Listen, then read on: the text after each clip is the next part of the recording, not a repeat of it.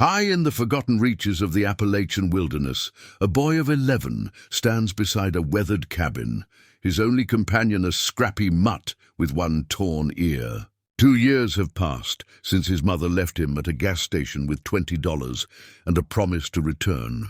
2 years of wandering, surviving, and finally discovering this abandoned shelter tucked between ancient pines and morning mist. The cabin's roof sags dangerously. Its windows gape like hungry mouths, yet in the boy's eyes burns something rare, not just determination but vision. His calloused hands grip a rusty hammer found in the shed. Beside him, the dog watches with unwavering loyalty, having followed him from those first terrifying days alone. What could one abandoned child possibly build in this wilderness with nothing but determination and a faithful companion? Could a forgotten place become more than shelter? Could it become home? The $20 bill was worn now, its edges softened from countless unfoldings, the creases deep as ravines. The boy kept it in a small tin box beneath his sleeping mat, a reminder of the last thing his mother had given him. "Wait right here, Jamie. I need to make a call and get some things." 20 minutes, tops. She'd pressed the bill into his palm, fingers lingering for a heartbeat longer than necessary. Something in her eyes hadn't matched her smile. "Get yourself a snack if you want. I'll be right back." That was 2 years ago. The rural gas station had been quiet that autumn afternoon, just off the interstate where truckers sometimes stopped. The sun had been warm despite the chill in the air. Jamie had waited inside by the magazine rack, thumbing through outdoor magazines, imagining himself a mountain man like the ones on the glossy pages. 1 hour passed, then 2. The cashier, a heavy-set woman with kind eyes, had started giving him concerned glances. "Your mama coming back soon, honey?" she'd asked finally. "Yes, ma'am," Jamie had answered with the certainty of an 11-year-old who still believed adults kept their promises. By nightfall, the cashier had called her manager. They'd discussed calling the police in hushed tones they thought he couldn't hear. Jamie had slipped out the back door during a busy moment, the $20 clutched in his fist, his backpack containing little more than a change of clothes and his school lunch. He'd spent that first night behind the dumpsters of a nearby fast food restaurant, curled into himself for warmth, jumping at every sound. That's where the dog had found him, a scraggly mutt with one torn ear and ribs showing through patchy fur. It had approached cautiously, head low, eyes wary, but somehow hopeful. Jamie had offered a corner of his sandwich, and a bond was formed in that simple exchange. He'd named the dog Scout that very night, whispering the name into the dog's good ear as they huddled together for warmth. The next days blurred together. Jamie had been smart enough to avoid main roads and police cars. He'd learned to wash in gas station bathrooms, to make his money stretch by shoplifting small items from convenience stores. Hating himself for the theft, but seeing no alternative, he'd overheard 2 truckers at a diner talking about the mountains, about abandoned properties where folks could disappear if they had a mind to. Something had stirred in him then, not just hope, but direction. The journey had begun that day. Town by town, Jamie had made his way toward the distant blue ridges, Scout trotting faithfully beside him. They'd slept in culverts, abandoned cars, forgotten sheds. They'd eaten from dumpsters, occasional handouts, and Scout's surprising talent for catching small game. The $20 had been spent with agonizing care.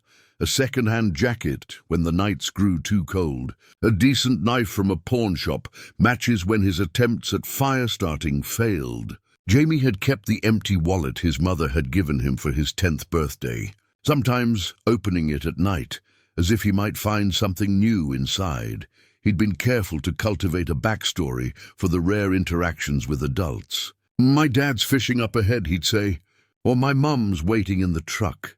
He'd become skilled at appearing unremarkable. Just another kid on an errand, nothing to notice or remember. The mountains had called to him, growing taller with each passing day, promising something he couldn't name. Sanctuary, perhaps. Or just distance from a world where mothers left and didn't come back. Nights had been the hardest. In those quiet darkness hours, doubts crept in like the cold. Had she meant to come back? Had something happened to her? Should he have waited longer? The questions circled like hungry wolves, kept at bay only by Scout's warm presence against his side. "She's not coming back," he'd whispered to Scout one night, 6 months into their journey, the first time he'd said it aloud. The dog had licked his cheek as tears silently tracked down his face. That admission had changed something in Jamie. The waiting had ended. The future, whatever it might hold, had begun. They had pushed deeper into the mountains after that, following game trails and streams, guided by instinct and Scout's keen senses. And then, through a break in the pines one misty morning, they'd seen it, the cabin. Weathered grey boards, sagging porch, broken windows and all. A place forgotten by the world. A place where no one would look for a boy who'd learned the hardest lesson of his young life. Sometimes, the only family you can count on is the one you find along the way. The map was crude but functional. Jamie had started it on the back of a discarded tourist brochure, adding to it with careful marks from a stubby pencil. A circle for the small waterfall where drinking water was cleanest. X's marking thorny underbrush to avoid. Stars indicating places Scout had found rabbit warrens. The map had become his lifeline in the unfamiliar terrain. The journey deeper into the mountains had tested them both. After the initial decision to head upward, away from towns and searching eyes, Jamie had quickly realized how unprepared he truly was. His sneakers, already worn before his abandonment, had developed holes within weeks. He'd wrapped them with strips torn from his spare shirt, making a mental note to look for better footwear in the scattered hunting cabins they occasionally discovered. Food had been their most pressing concern. Jamie's stomach had knotted with constant hunger those first weeks. He'd watched Scout carefully, learning as the dog sniffed out edible plants and roots. Through cautious experimentation, Jamie had slowly built a mental catalogue: blackberries in sunny clearings, mushrooms to avoid, nuts worth the effort of cracking. "Good boy," Jamie had whispered one evening as Scout dropped a freshly caught rabbit at his feet. The dog's coat had already begun filling out, no longer showing ribs. Jamie had stared at the rabbit, realizing he had no idea how to prepare it. His hands had trembled as he used his knife, following instinct and half-remembered nature shows. That night, the taste of meat roasted over their small fire had been the most satisfying meal of his young life. Water had been easier to find but carried its own risks. After 2 days of stomach cramps from drinking directly from a stagnant pool, Jamie had learned to look for moving water, eventually fashioning a crude filter from layers of sand, charcoal from their fires, and the cleanest cloth he could spare. The weather had become their most unpredictable adversary. Spring thunderstorms rolled through the mountains with frightening suddenness. During one particularly violent storm, they'd huddled beneath an overhanging rock as lightning split a nearby pine. The thunder had been so loud that Scout had pressed against him, trembling. Jamie had covered the dog's good ear and whispered reassurances he didn't quite believe. They'd encountered wildlife rarely, but memorably. A black bear and cubs spotted across a meadow had sent them on a 2-hour detour. A rattlesnake's warning had frozen Jamie mid-step on a narrow trail, Scout's growl alerting him just in time. Each encounter had added new markings to his map, new wisdom to their journey. Sleep came easier as weeks passed. The forest sounds, once terrifying, became a familiar lullaby. The whisper of wind through pine needles, the distant hooting of owls, the occasional rustle of nocturnal creatures. Jamie no longer jolted awake at every snap of a twig. Scout's warm body against his back, the dog's ears constantly adjusting to sounds beyond human hearing, provided more security than locks and doors ever had. They'd fallen into a rhythm, walking for most of the day, stopping to gather food or explore promising locations, making camp before darkness fell completely. Jamie's legs had grown stronger, his skin tanned and weathered beyond his years. The softness of childhood had been sculpted away by necessity, revealing a leaner, more capable form. The mountains had secrets they revealed slowly. A hidden valley carpeted with wildflowers, a circle of stones that might have been a campfire from long ago, a cliff face that captured the sunset in brilliant orange. Jamie added each discovery to his map, creating not just a guide, but a record of their growing intimacy with this wild place. It was Scout who had found the game trail that led them to the ridge overlooking the cabin. The dog had darted ahead, returning with excited yips that Jamie had learned to recognize as discovery. Following, Jamie had pushed through a thicket of mountain laurel to find himself on an outcropping of rock. Below, nestled in a small clearing surrounded by ancient pines, stood the cabin. Even from a distance, its condition was obvious. Roof partially collapsed, windows dark empty squares, chimney missing stones near its top. But it was undeniably man-made, a structure with walls and the promise of shelter. Jamie had stood motionless, drinking in the sight. After months of constant movement, of temporary shelters and uncertain futures, the cabin represented something he'd stopped allowing himself to imagine, a place to stay. The kerosene lamp cast a warm, flickering glow that pushed back the shadows, but couldn't quite reach the cabin's corners. Jamie had found it buried beneath fallen roof beams, its glass chimney miraculously intact. A small amount of fuel remained in its base, a forgotten gift from the cabin's previous inhabitants. Their approach to the structure had been cautious. Jamie circled it twice, Scout padding silently at his heels before daring to step onto the sagging porch. Each board had creaked alarmingly underfoot. The door had hung askew from a single hinge, swinging open at his touch with a low, mournful groan. The interior had revealed itself slowly as their eyes adjusted to the dimness. A single room, perhaps 20 feet square. A stone fireplace dominated one wall, its hearth strewn with the debris of fallen chimney stones. What might have been a table lay collapsed in the center, its legs splayed like a fallen animal. Along one wall, a crude countertop remained, above which hung precariously tilted shelves. A narrow staircase in the corner suggested a loft above, though several steps were missing. "Hello," Jamie had called reflexively, his voice sounding small in the empty space. Scout had sniffed industriously along the baseboards, occasionally sneezing at the disturbed dust. The first hour had been spent clearing a small corner near the fireplace. Jamie had dragged rotted furniture pieces outside, stomping through cobwebs and disturbing mice that scurried into hidden crevices. Scout had enthusiastically joined the hunt, emerging once with a limp rodent in his jaws, looking pleased with himself. A small cupboard yielded unexpected treasures, a dented pot with only minor holes, a fork with 2 remaining tines, a stack of mouldering newspapers dated 15 years earlier. Most valuable had been the lamp, which Jamie had cleaned reverently before daring to light it as darkness fell. The fireplace, thankfully, seemed sound despite its damaged chimney. Using fallen branches gathered from around the cabin, Jamie had built a small fire, coaxing it to life with his dwindling supply of matches. Smoke had billowed initially, then found its way up the chimney as the draft established itself. The warmth had been immediate and welcome, a luxury after months of sleeping beside open fires. They'd eaten the last of a rabbit caught 2 days earlier, the meat tough but filling. Scout had curled nearby, eyes reflecting the firelight, occasionally lifting his head at sounds from the surrounding forest.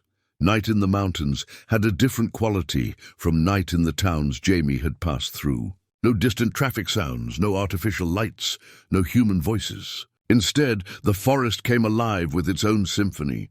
An owl called hauntingly from nearby, answered by another farther away. Something, perhaps a raccoon, scratched at the cabin's exterior, then moved on when no food presented itself. The wind spoke a different language in the pines surrounding their new shelter, somehow both mournful and soothing.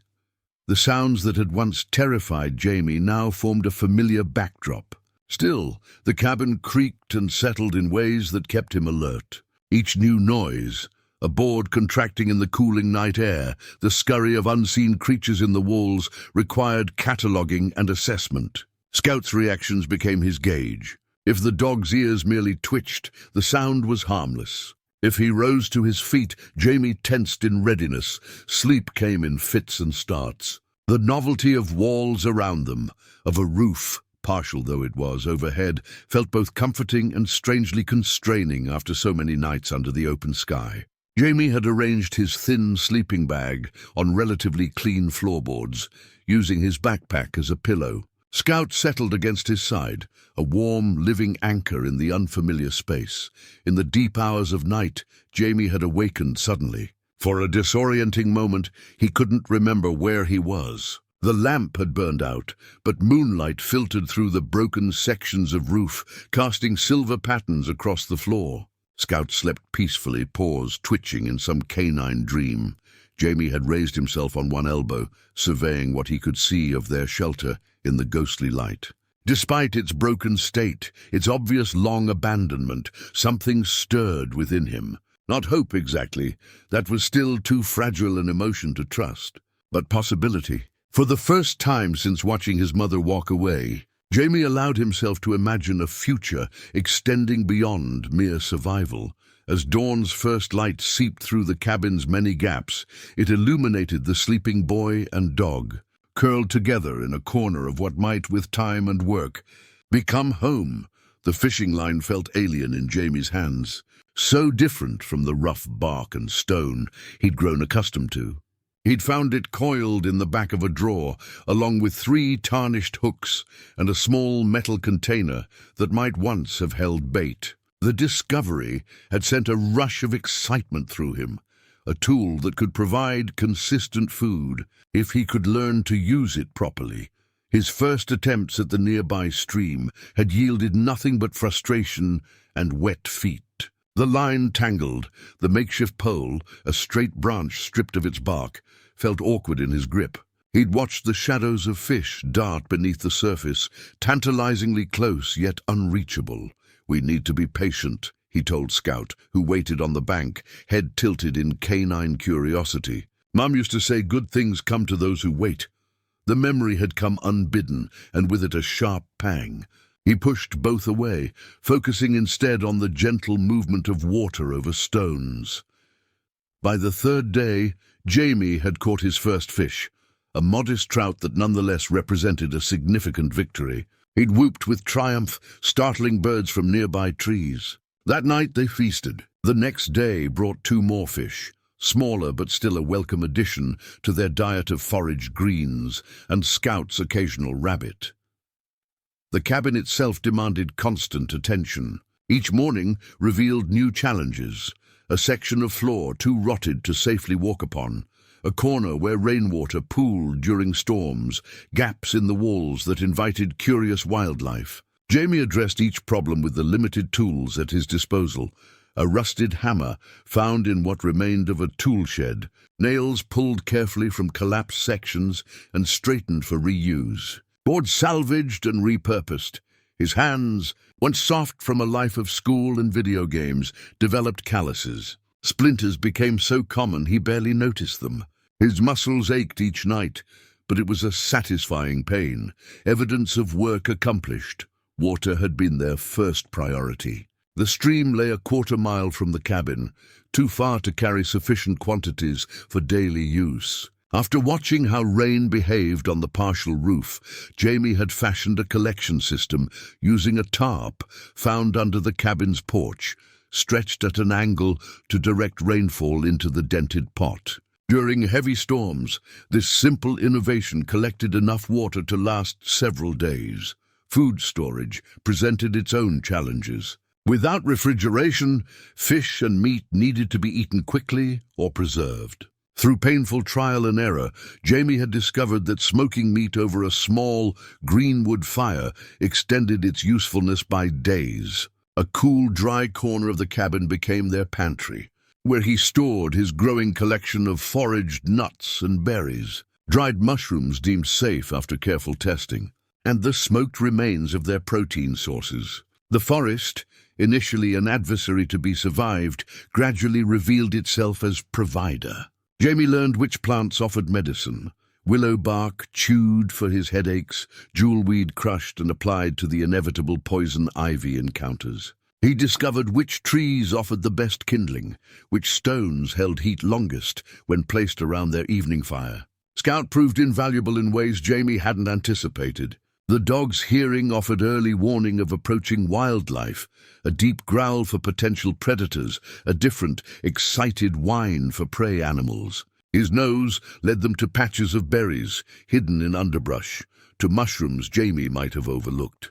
And most importantly, his unwavering presence kept at bay the loneliness that sometimes threatened to overwhelm the boy in quiet moments. Their days fell into rhythm. Mornings spent on cabin repairs, afternoons dedicated to food gathering, evenings for rest and planning. Jamie began notching a stick to track the days, then the weeks. He watched the subtle shifts in his environment, the changing angle of sunlight, the emergence of new plant life, the altered behavior of wildlife, and adjusted their routines accordingly. At night, by the light of carefully rationed kerosene or firelight, he sometimes spoke aloud, sharing the day's achievements with Scout or with the empty room. The sound of his own voice had become important somehow, a reminder that he remained human despite his growing affinity with the wilderness. "We're doing okay, aren't we?" he asked Scout one evening as they sat on the partially repaired porch, watching the sunset paint the mountains in fading gold. The dog had pressed against his leg, offering warmth and silent agreement. For the first time in many months, Jamie felt something close to contentment. Not just surviving, but beginning to live. The rain began gently, a soft patter against what remained of the cabin roof. Jamie had barely noticed at first, preoccupied with sorting the day's berry harvest. Scout lay nearby, gnawing contentedly on a deer bone, the remains of an animal they'd found already dead, a fortunate windfall that had filled their bellies for days. By nightfall, the gentle patter had transformed into a relentless drumming. Wind drove the rain sideways, finding every gap in the cabin's weathered boards. Jamie had built up the fire, hoping its warmth would counter the growing dampness. Scout shook himself repeatedly, his coat releasing the earthy scent of wet dog into the confined space. The first leak appeared just before midnight, a steady drip from a corner of the ceiling that Jamie had thought reasonably sound. He positioned the dented pot beneath it, the metallic ping of water striking metal, adding a counterpoint to the storm's symphony. A second leak formed within the hour, then a third. Jamie scrambled to find containers. His drinking cup, a hollow piece of bark, a cracked bowl salvaged from the cabin's debris. The floor grew slick with water that found no receptacle. "It's okay," Jamie told Scout, as much to reassure himself as the dog. "Just a little water. We've been through worse." The collapse happened near dawn.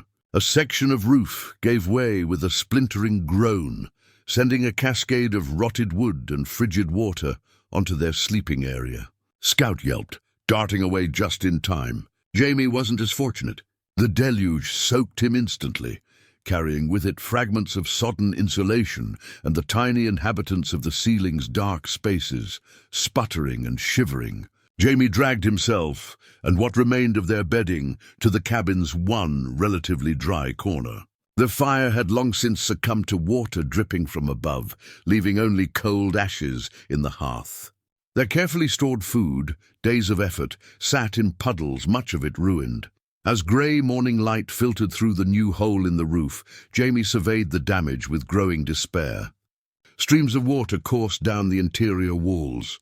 The floor resembled a shallow pond. Their few possessions floated or sat submerged in the rising water. Something broke inside him then. Months of carefully maintained composure crumbled like the sodden ceiling. Jamie sank to his knees in the water, shoulders shaking with silent sobs. All the losses, his mother, his home, his former life, combined with this new defeat to overwhelm his fragile defenses. "I can't do this," he whispered. "I'm just a kid." "I can't." Scout approached cautiously, nudging Jamie's hand with his wet nose. When that garnered no response, the dog pressed his body against the boy's side, a solid presence against the storm both outside and within. Jamie wrapped his arms around Scout's neck, burying his face in the damp fur. The dog stood patiently, allowing the embrace, offering the only comfort he could. They remained that way as the storm gradually subsided, as the rain's roar softened to a murmur, then to scattered drops.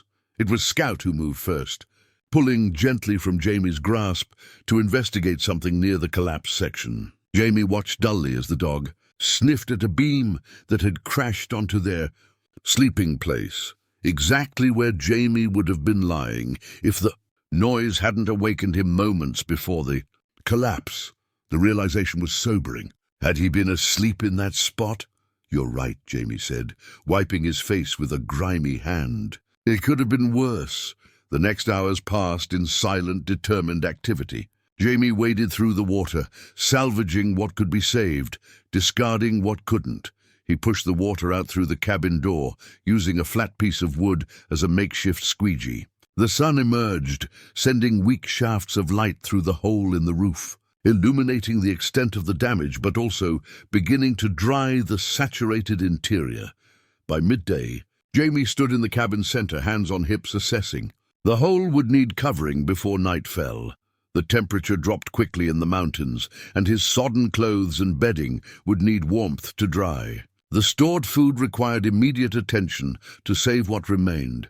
Most critically, the roof needed repair to prevent a recurrence. Not just patching, but actual structural work beyond anything he'd attempted so far. Jamie's gaze fell on the fishing line still stored safely in his pocket. Strong, flexible, capable of supporting weight beyond its slender appearance. His mind began to work on the problem, considering how it might be used to lash branches together, to secure a temporary covering until a more permanent solution could be found. "We need branches," he told Scout, who perked up at the sudden energy in his voice. "Straight ones. And something waterproof." The dog tilted his head, as if considering this plan. "I know," Jamie continued, "it won't be pretty, but it doesn't have to be pretty. It just has to work." For the first time since the collapse, a fragile determination replaced despair. Jamie stepped outside, Scout at his heels, to gather materials. Above them, the clearing sky seemed an omen, not of easy days ahead, but of possibility.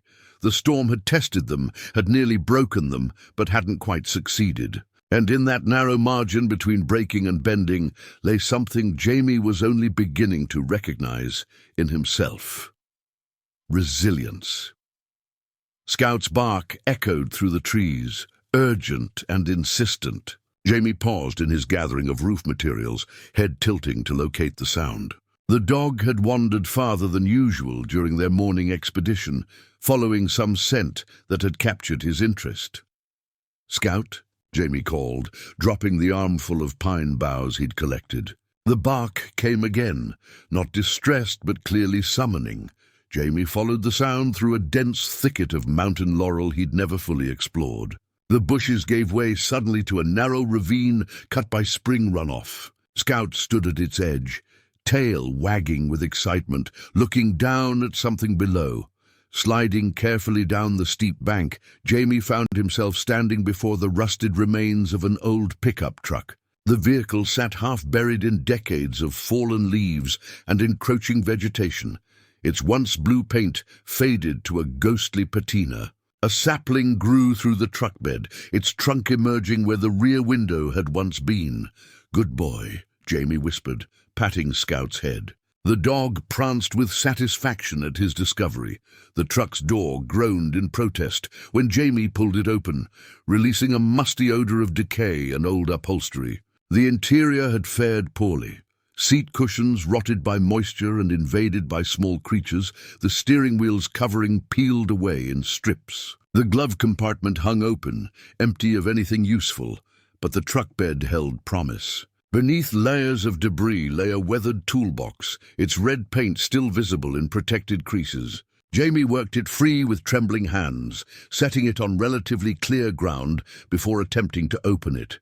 The latch resisted at first, then gave way with a sudden snap that sent Jamie stumbling backward. Inside, nestled in a bed of rust, lay treasures.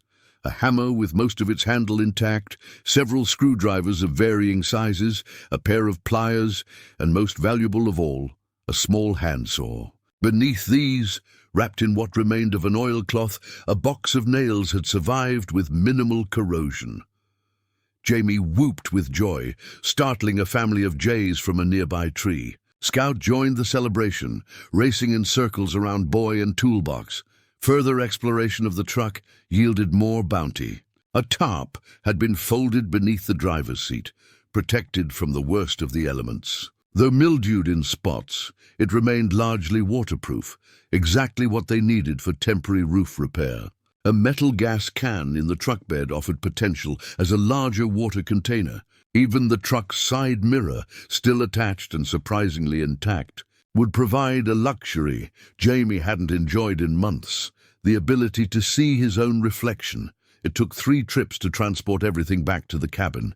The tools alone would have been cause for celebration, but the tarp represented something approaching salvation. Within hours, Jamie had positioned it over the gaping hole in the roof, securing it with an ingenious combination of salvaged wire, fishing line, and strategic weights. That night, a light rain tested his repair. A few drips found their way through, but compared to the previous deluge, the cabin remained blessedly dry. Jamie lay awake, listening to the gentle patter on the tarp, filled with a satisfaction deeper than any he'd known since finding the cabin. The discovery changed everything. With proper tools, repairs that would have been impossible became merely difficult. Projects that would have taken weeks might now be completed in days. The saw especially opened new possibilities. The ability to cut boards to specific lengths, to shape wood for particular needs, rather than adapting to whatever nature provided. In the following days, Jamie established a workshop of sorts on the cabin's porch. He spent hours familiarizing himself with each tool, learning its feel and purpose through trial and error. His hands, already toughened by months of survival, developed new calluses in different places. The satisfaction of driving a nail cleanly, of sawing a straight line, of fixing rather than merely patching, these became new pleasures in a life that had known too few. Scout, sensing the importance of their discovery, guarded the toolbox with particular vigilance. He seemed to understand that these strange metal objects represented security in ways his canine mind might not fully comprehend, but could certainly respect.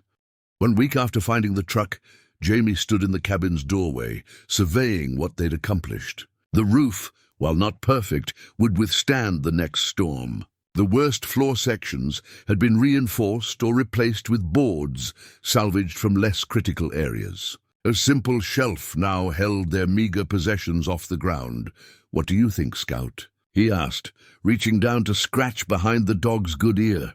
"Starting to look like a real home, isn't it?" Scout leaned into the boy's hand, tail sweeping the newly swept floor in apparent agreement.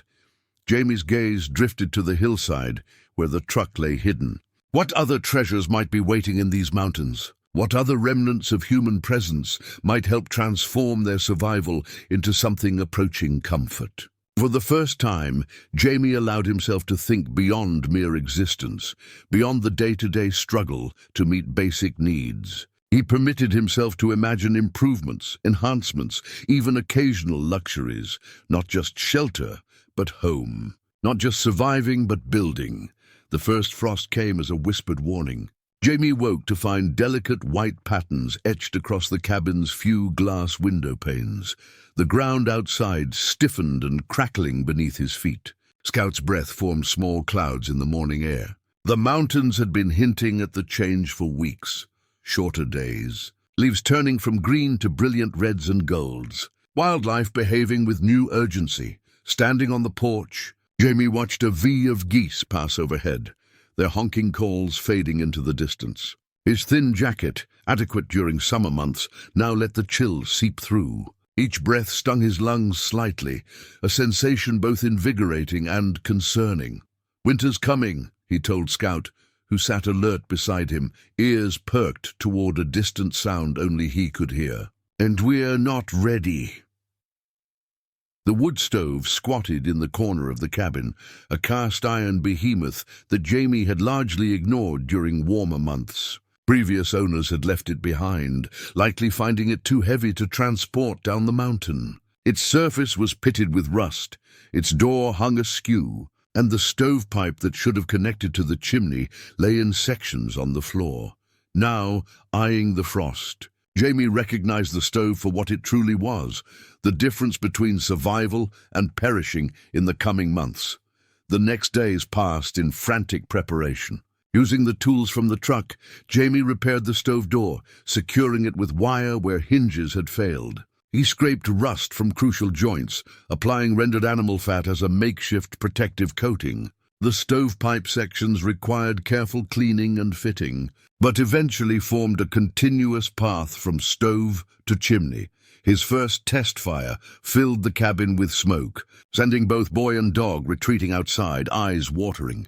After adjusting the pipe angle and clearing an obstruction in the chimney, his second attempt proved more successful. Heat radiated from the iron surfaces, quickly warming the cabin's interior. That night, they slept in true comfort for the first time since finding the shelter. Firewood became his obsession.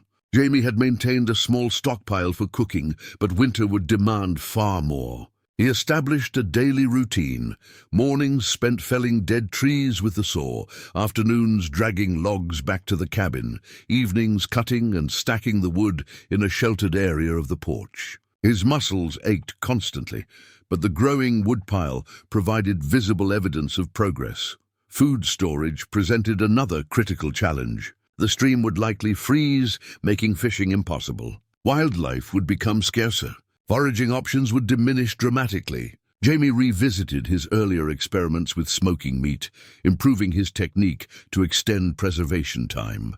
He gathered every edible nut and berry still available, storing them in containers salvaged from the truck and cabin debris. The cabin itself needed weatherproofing. Using moss, mud, and strips of cloth, Jamie methodically sealed gaps between logs where cold air infiltrated. He repaired the door to close more securely. For windows with broken panes, he stretched oiled paper, pages from an old magazine found in the truck, to allow light while blocking wind. Scouts seemed to understand the urgency of their preparations. He ranged farther on hunting expeditions, bringing back rabbits and occasionally larger game that Jamie would never have caught alone. The dog's coat grew thicker, nature providing insulation that Jamie could only envy. His own clothing concerned him greatly. The few garments he possessed had weathered months of hard use, growing thin in crucial places. Using needle and thread from a small sewing kit discovered in the truck's glove compartment, Jamie reinforced what he could. He fashioned crude mittens from a seat cover, the vinyl exterior providing some protection against wind and moisture. The first snow arrived just as the last leaves fell. Jamie watched from the doorway as white flakes drifted down, transforming the familiar landscape into something alien and beautiful. Scout bounded through the accumulating powder, snapping playfully at falling flakes, then returning to shake himself vigorously near the stove. That evening, with a steady fire casting warm light through the cabin, Jamie performed a mental inventory of their preparations. The woodpile would last 2 months if carefully managed. Their food stores would sustain them for perhaps half that time, requiring supplementation through winter hunting and trapping. The cabin, while far from perfect, would keep out the worst of the elements. Would it be enough? Jamie couldn't know for certain. His knowledge came from books read in another life, from trial and error, from desperate necessity. The mountains in winter were unforgiving. He'd heard enough stories before his abandonment to understand that much. As darkness fell completely outside, Jamie added wood to the stove, adjusting the damper to maintain a slow, efficient burn through the night. Scout curled nearby, already dozing in the radiant heat. The dog's presence had been Jamie's constant comfort through all the challenges they'd faced. Now, facing the greatest test yet, that simple companionship seemed more valuable than all their physical preparations combined. Jamie ran his hand along the wood stove's warming surface, feeling the promise of heat contained within its iron walls. The stove wasn't just a tool or an appliance. It represented the heart of their home, the center around which they would orbit through the cold months ahead. "We can do this," he whispered, as much prayer as assertion. Outside, the snow continued to fall, silent and relentless, blanketing their mountain sanctuary in winter's first embrace. The day began like any other midwinter morning. Jamie stoked the wood stove before dawn, the cabin's interior still holding the night's chill. Scout stretched lazily by the warmth, his morning routine unhurried, now that snow blanketed their mountain world. 3 months into winter, they had fallen into comfortable patterns. Mornings spent on essential chores, clearing snow from the path to their outhouse, checking trap lines, breaking ice on the stream for fresh water. Afternoons dedicated to cabin improvements that the warmer months hadn't allowed time for. Evenings passed in the gentle companionship of boy and dog, firelight dancing on walls now decorated with simple carvings, and found objects that made the space uniquely theirs. Jamie had just returned from checking traps, gratified to find a rabbit in the snare closest to the cabin. The morning sun glinted off fresh snow, the air so clear and cold it hurt to breathe deeply. He paused on the porch, admiring the pristine white landscape, before turning to the task of preparing their meal. Scout's sudden alertness was Jamie's first warning. The dog stood rigid, ears forward, eyes fixed on the tree line south of the cabin. A low growl rumbled in his throat, not the aggressive sound reserved for predators, but a warning nonetheless. Jamie followed the dog's gaze, at first seeing nothing unusual among the snow-laden pines.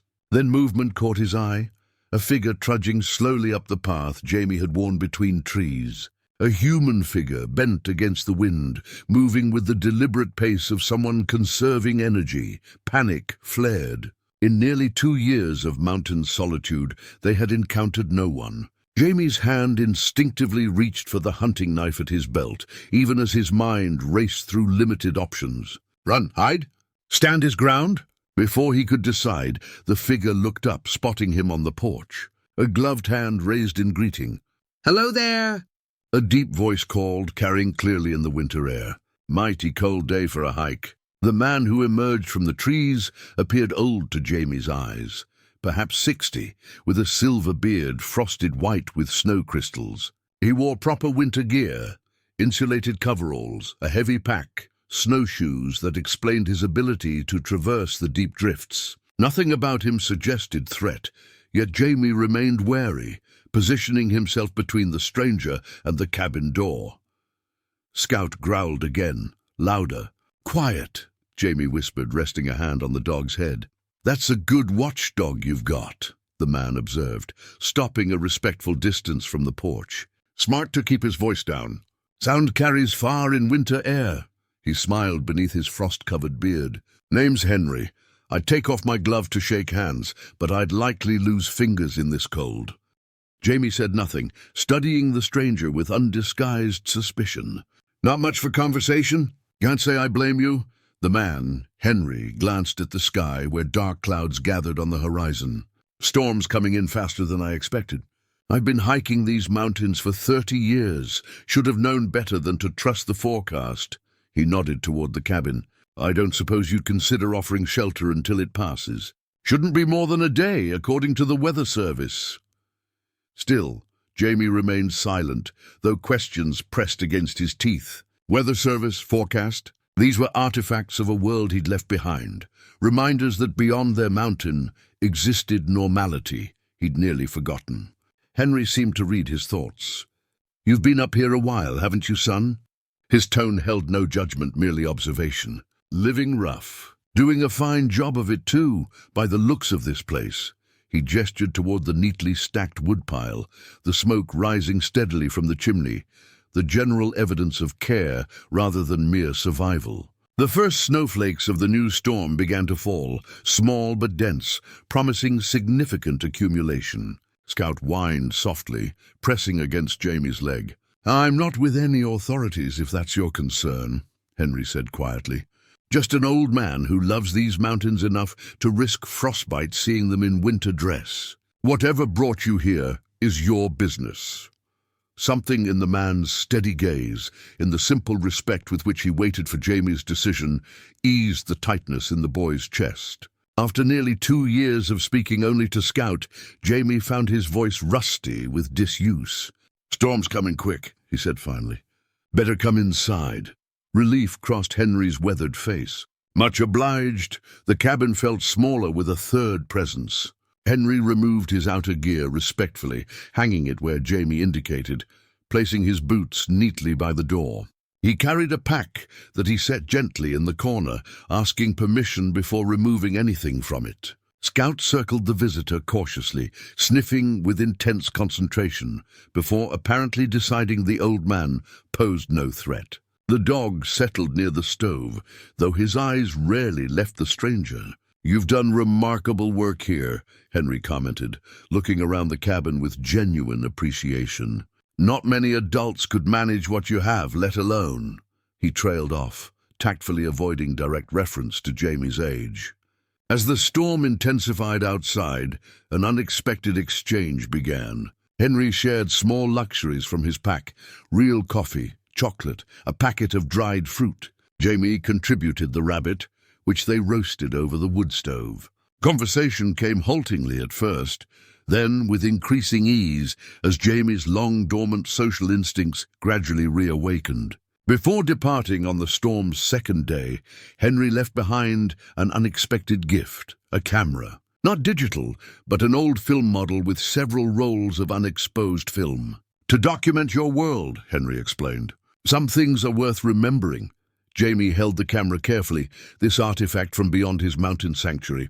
As he watched Henry disappear into the trees, snowshoes leaving distinctive prints that would soon be covered by fresh snow, Jamie felt a curious mixture of relief and loss. Their solitude resumed, yet somehow transformed by the brief intersection with another human life. The last snow melted reluctantly, retreating to shaded hollows where it would persist for weeks despite warming days. Jamie stood at the edge of the clearing, inhaling deeply. The air carried new scents: damp earth, green things stirring, life reawakening after winter's long constraint. Winter had tested them severely. Food supplies had dwindled to nearly nothing by February. The woodpile, which had seemed so substantial in November, required constant replenishment. Twice, storms had isolated them completely for days, howling winds making even the short trip to check traps a dangerous proposition. Yet they had endured. Now, with lengthening days and gentler temperatures, Jamie felt a surge of energy that had nothing to do with survival and everything to do with possibility.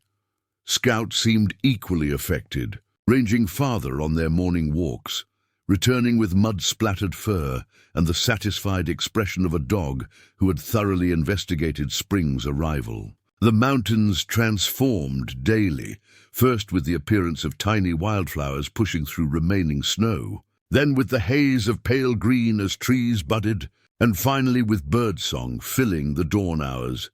Jamie was clearing winter debris from around the cabin when he discovered the packet, tucked into a crevice beneath the porch steps, protected from moisture by its waterproof wrapper. The small envelope might have remained hidden indefinitely had Jamie not been so thorough in his spring cleaning. Inside, he found garden seeds. Dozens of small paper packets, each carefully labeled in faded handwriting. Carrots, beans, potatoes, tomatoes, squash, corn. Some bore dates from 5 years earlier, others were unlabeled beyond their contents. A previous owner's abandoned plans, perhaps, or a cache forgotten in some transition.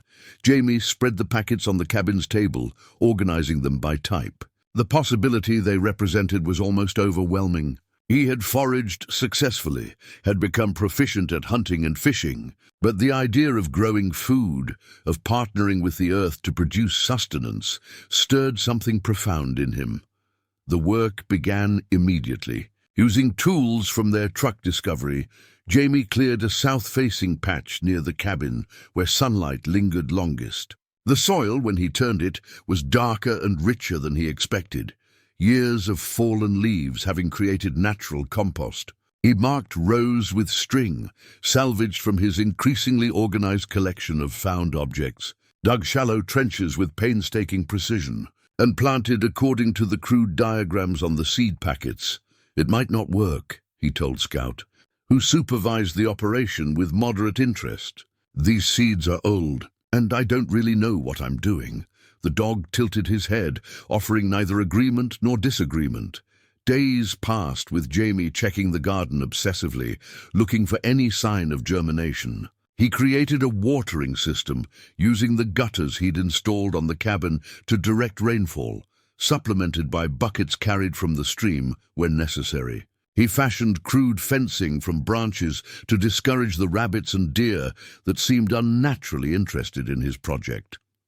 When the first green shoots appeared, tiny, fragile things pushing through dark soil, Jamie photographed them with Henry's camera. The image would be imperfect, amateur, but he wanted to document this moment of creation. Throughout winter, the camera had remained largely unused, film too precious to waste on snowdrifts and firelight. But this seemed worthy of permanence. As spring advanced into early summer, the garden flourished beyond Jamie's most optimistic expectations. Not everything thrived. The tomatoes struggled in the mountain elevation, and something underground devoured half the potato seedlings. But many plants grew with vigor that suggested they belonged here all along. The first harvest was ceremonial. A few tender young carrots, their tops still feathery, their orange roots slender but sweet. Jamie washed them carefully in stream water, then shared one with Scout, who accepted the offering politely, but without enthusiasm. The taste burst across Jamie's tongue, earth and sunshine combined, so different from the forage foods and game that had sustained them. "We grew this," Jamie said, wonder in his voice. "From nothing but dirt and seeds and work." With the garden established, Jamie's focus expanded to other improvements.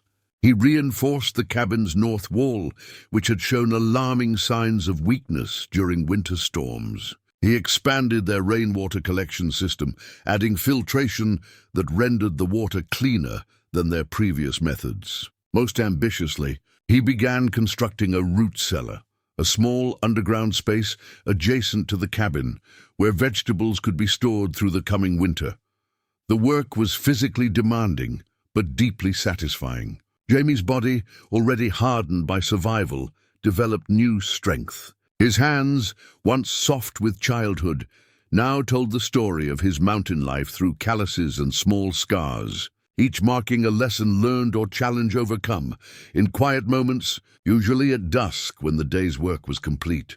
Jamie sometimes thought of Henry, the winter visitor. Had the old man known about the seeds?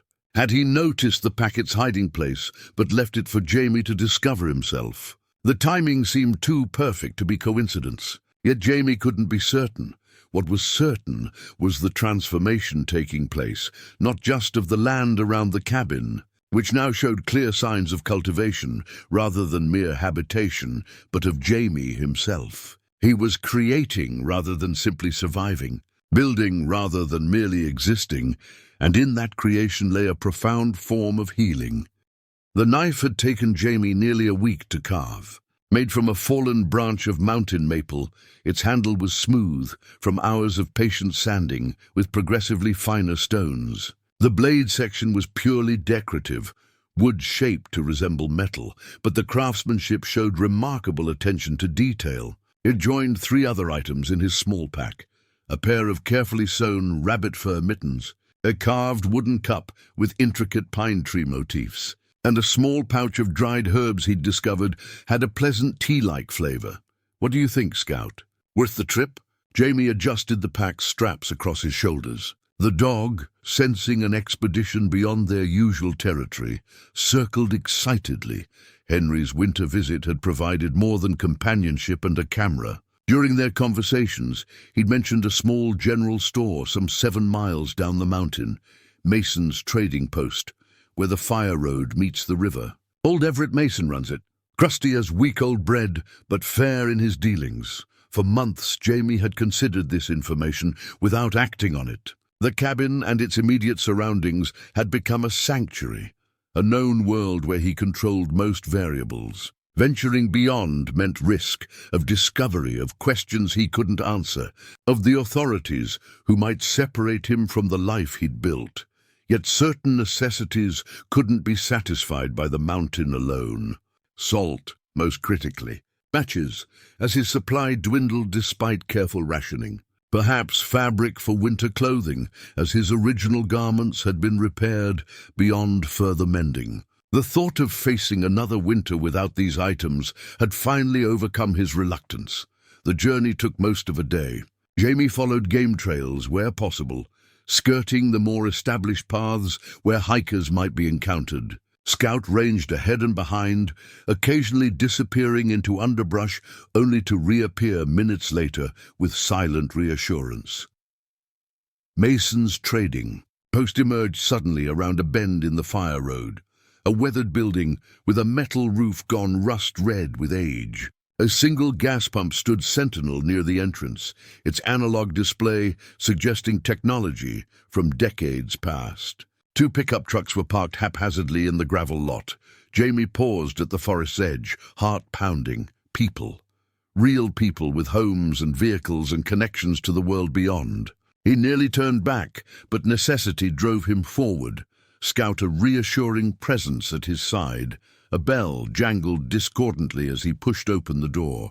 The interior was dimly lit, shelves crowded with an eclectic assortment of goods, fishing tackle beside canned goods, work gloves sharing space with candy bars. A potbelly stove occupied one corner, surrounded by 3 chairs, where men paused their conversation to regard the newcomer. "Help you, boy?" The question came from behind a counter, stacked with ammunition boxes. An elderly man with deeply seamed features studied Jamie with sharp blue eyes. "Just looking," Jamie managed, voice rusty from disuse. "You're welcome to look. Buying's better for business." The old man, presumably Everett Mason, returned to sorting fishing lures. But his attention never fully left the strange boy and his dog. Jamie moved through the store with deliberate calm, selecting only his most critical needs: salt, matches, a small bottle of kerosene, 3 packets of needles in different sizes. His gaze lingered on other temptations: canned peaches, a heavy wool blanket, real coffee like Henry had shared. But his meager trading goods would only stretch so far. At the counter, Jamie carefully placed his handcrafted items beside his selections. "For trade," he said simply. Mason examined each piece with calloused hands, lingering over the carved knife. "You make these?" Jamie nodded. "Got skill."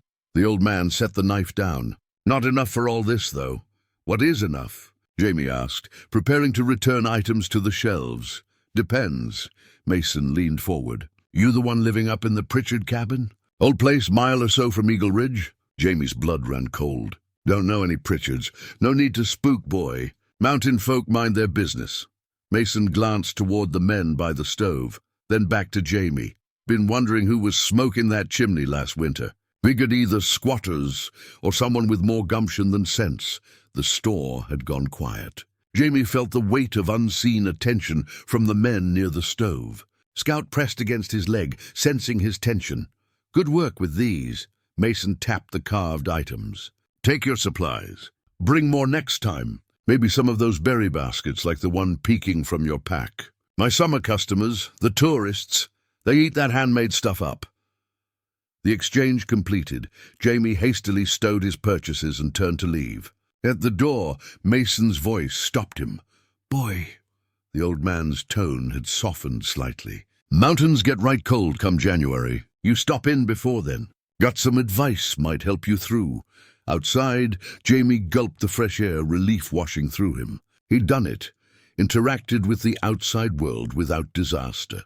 As they began the long trek home, his mind catalogued everything he'd seen in the store, imagining what he might trade for in future visits.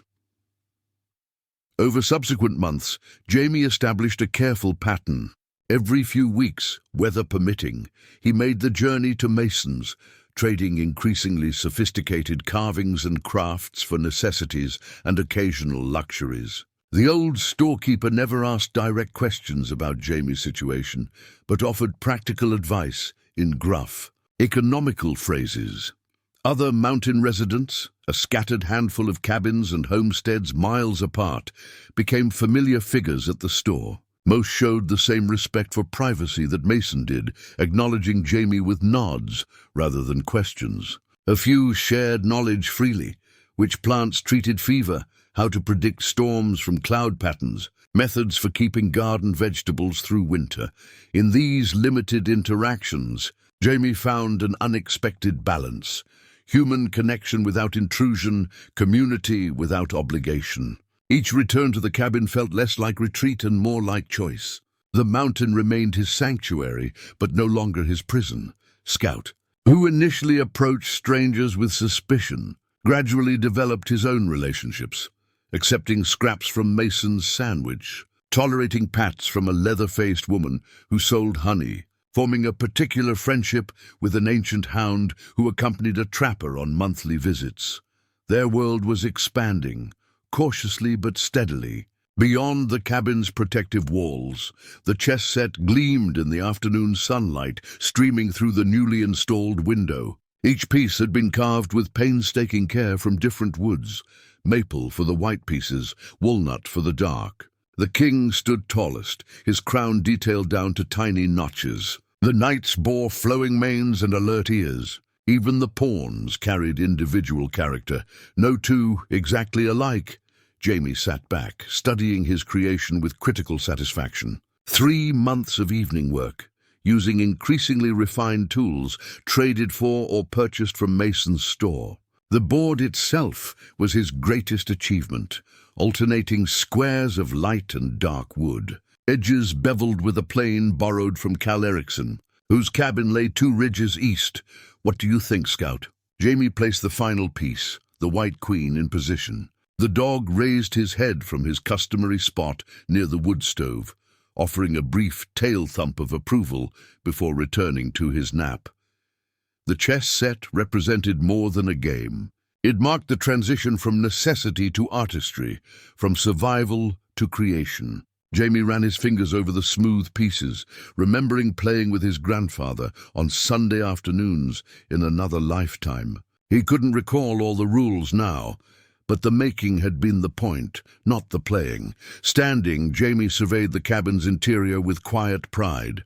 How different it looked from the abandoned shell they'd discovered 3 years earlier. The roof, once partially collapsed, now stood solid and weather-tight, properly shingled with materials hauled up the mountain over countless trips. The walls, formerly riddled with gaps that admitted wind and insects, had been chinked and sealed, then insulated with a mixture of clay, straw, and moss that kept warmth in winter and heat at bay during summer.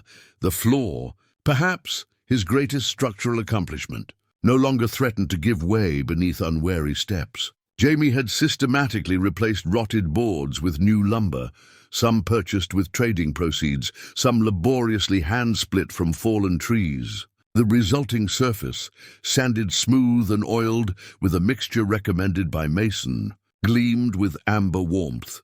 Windows that had been empty frames now held proper glass panes, a luxury obtained through months of saving and trading. The door, rebuilt entirely, swung on sturdy hinges and latched securely against the night. Furniture, once limited to salvaged items and crude necessities, now reflected growing skill. A table of split logs supported by a trestle base dominated the main room. 3 chairs surrounded it, one perfectly sized for Jamie, one sturdy enough for larger visitors, and one whimsically carved with paw prints along its arms in tribute to Scout. A bed had replaced the floor pallet of earlier days, its frame joined with carefully crafted dovetails, its mattress stuffed with dried grasses and pine needles that Jamie replaced seasonally. Scout's bed nearby mimicked its design on a smaller scale, though the dog often preferred sharing Jamie's space during colder nights. Shelves lined the walls, displaying both practical items and the growing collection of natural treasures Jamie gathered: interesting stones, abandoned birds' nests, a shed deer antler found during spring explorations. Books occupied one entire section, a precious collection accumulated through trades and occasional purchases. Some were practical, guides to edible plants, basic medicine, wilderness skills, while others offered pure enjoyment, adventures and stories for winter evenings. The wood stove remained the heart of the home, But now it was flanked by neat stacks of split wood, a collection of cooking implements hanging within easy reach, and a stone hearth extension Jamie had built to increase its heat retention. Above it hung a mantle fashioned from a single piece of oak, its surface holding treasured items. The camera Henry had gifted him, now accompanied by several developed photographs. A small carved figure of a dog, unmistakably modeled after Scout, and a smooth river stone with natural markings resembling a smiling face. Light fixtures, simple oil lamps with reflectors strategically positioned, banished the gloom that had once made evenings a time of limited activity. A braided rug, Jamie's first attempt at weaving, added color to the floor.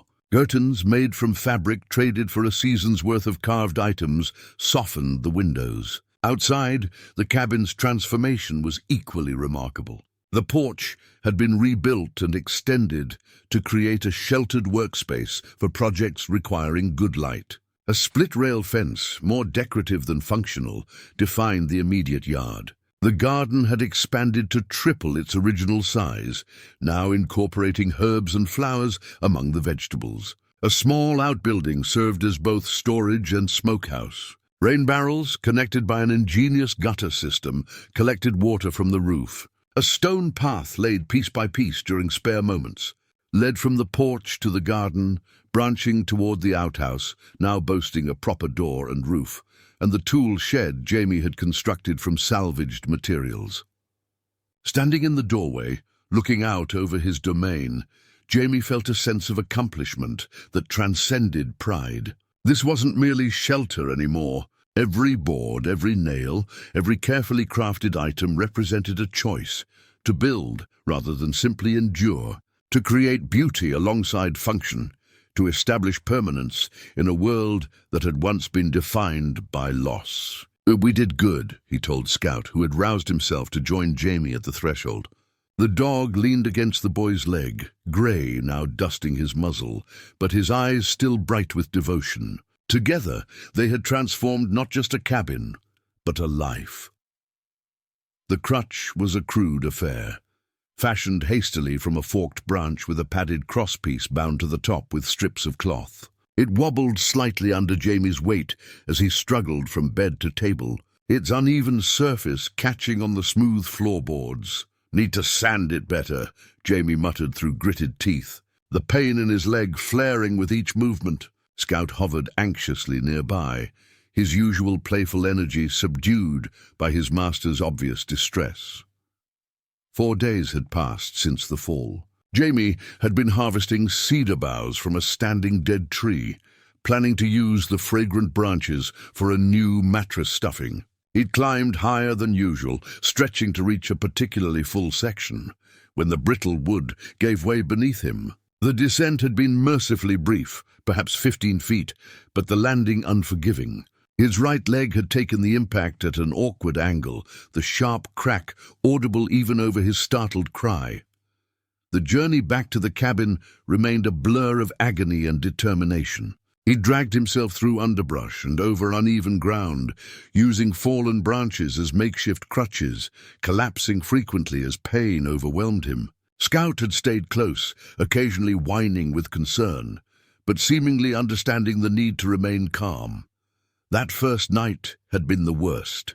Unable to reach his carefully organized medical supplies on the high shelf, Jamie had lain on the cabin floor where he'd finally managed to crawl, alternating between waves of pain and periods of light-headed detachment. Scout had pressed against him, providing warmth as shock set in.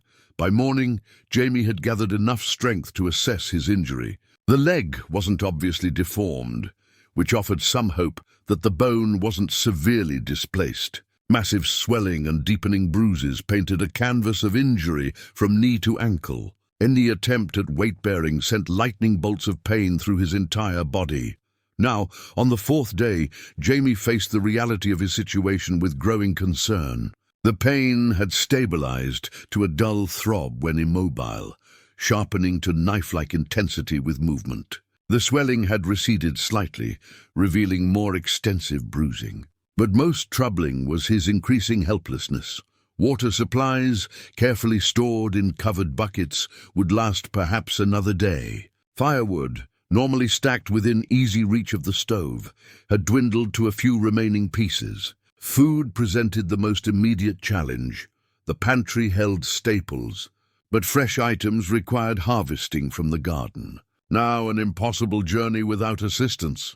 "Scout," Jamie called softly, patting the bed beside him. The dog leapt up, careful to avoid the injured leg. "We've got problems, boy." Scout tilted his head, ears perked attentively. "I need to figure this out." Jamie ran through options in his mind, each more unlikely than the last. The nearest neighbor, Cal Erickson, lived miles away over difficult terrain, an impossible journey in his current condition. Mason's store lay even farther. No one would miss him. His trading visits followed no regular schedule that would alert others to his absence. For the first time since their arrival at the cabin, Jamie faced the possibility that the independence he'd cultivated might prove fatal. The mountain that had sheltered them now isolated them when help was most needed. A scratching at the door interrupted his increasingly dark thoughts. Scout's ears pricked forward, his posture alert but not alarmed. Jamie reached instinctively for the rifle propped near the bed before recognizing the particular rhythm of the sound. Not a bear or other predator, but Scout's own paws requesting entry. Confusion lasted only moments before understanding dawned. This wasn't Scout beside him, but Scout at the door. Looking down at the bed, Jamie realized his mind, foggy with pain and worry, had conjured the companion he relied upon. "Come," he called weakly.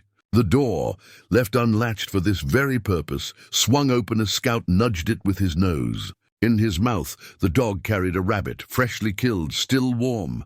Jamie's throat tightened with emotion. "Good boy," he whispered as Scout deposited the offering on the floor beside the bed. "Smart, good boy." Over the following days, a new partnership emerged between them. Scout, always intelligent, now seemed to grasp the gravity of their situation with uncanny awareness. He retrieved items Jamie pointed to, dragging heavier objects across the floor with determined strength. He learned to pull the water bucket from beneath the rain barrel's spigot, carefully navigating the full container back to the cabin. Most remarkably, he continued to hunt, bringing small game directly to Jamie's bedside with evident pride. Jamie fashioned better crutches as his strength gradually returned. Enabling short journeys around the cabin, he created a system of ropes and pulleys that allowed him to retrieve items from high shelves without standing. Each small victory over his limitations brought equal parts relief and frustration at the tasks still beyond reach. Nights were the hardest. Pain often intensified in darkness, combining with fears he kept at bay during daylight hours. What if the bone wasn't healing properly?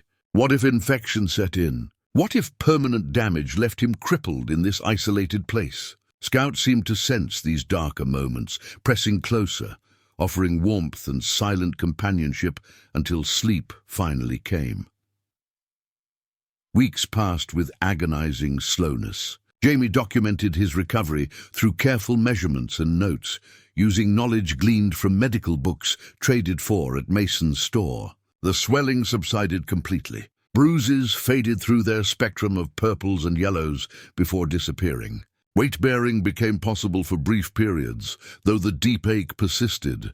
"We're getting there," Jamie told Scout one morning as he managed his first unaided step in nearly a month. The dog watched the milestone with apparent approval, tail sweeping the floor in gentle acknowledgement. The injury had revealed vulnerabilities in their mountain existence that Jamie had never fully considered. It had also revealed strengths he hadn't known they possessed. Scout's remarkable adaptability, his own stubborn resilience, their combined capacity to overcome seemingly impossible challenges.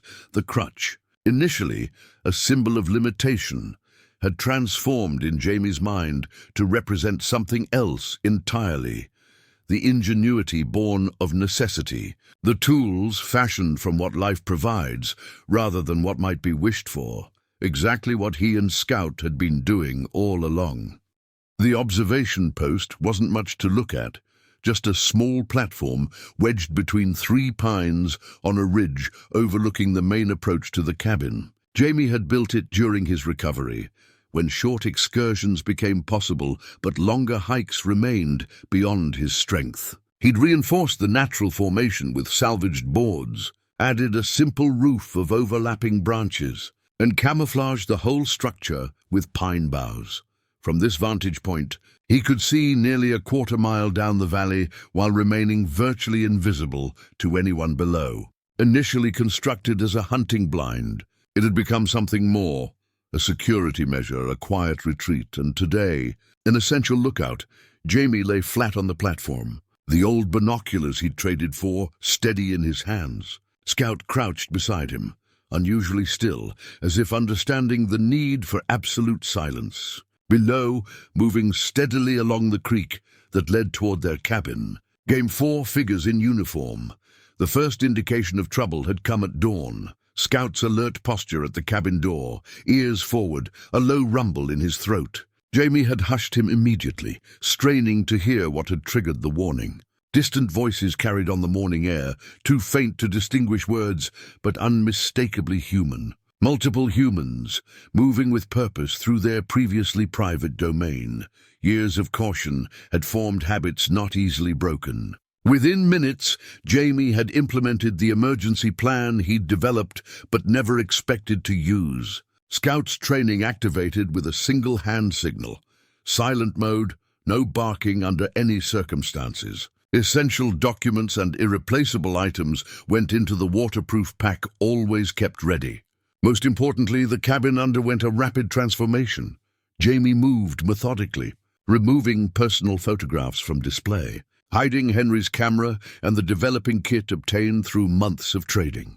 The chess set and other distinctive crafts disappeared into a concealed storage space beneath the repaired floorboards. He quickly dismantled the small desk where he kept journals and educational materials, the pieces stacked to resemble ordinary firewood. The goal wasn't to hide evidence of habitation, that would be impossible, but to obscure the duration and permanence of their residence. A temporary hunter's camp might draw little attention. A miner living alone would trigger immediate intervention. Now, watching the search parties approach through binoculars, Jamie evaluated their movements with the heightened perception of prey-observing predators. Their uniforms bore patches he couldn't quite make out at this distance. Not military, something else, perhaps forest service or park rangers. They moved with the methodical precision of those executing a grid search, and pausing occasionally to mark locations on maps or consult handheld devices. Looking for someone, Jamie whispered to Scout, whose ears twitched at the sound. Not us specifically. Someone else. Relief mingled with continued caution. A general search meant they weren't the target, but discovery would bring consequences nonetheless. Questions would be asked that couldn't be easily answered. His age, now 15 but small for his years, would raise immediate concerns. The absence of adults would trigger protocols Jamie had carefully avoided for 4 years. The search party drew closer. Through the binoculars, Jamie could now see details, radios clipped to belts, the insignia of the State Forestry Department, the tired determination in their movements. They paused at the stream crossing, just a half-mile from the cabin, one kneeling to examine something on the ground. Jamie's heart stuttered. Had he left tracks during yesterday's fishing expedition? No. He'd been careful as always, sticking to rocks and hard ground.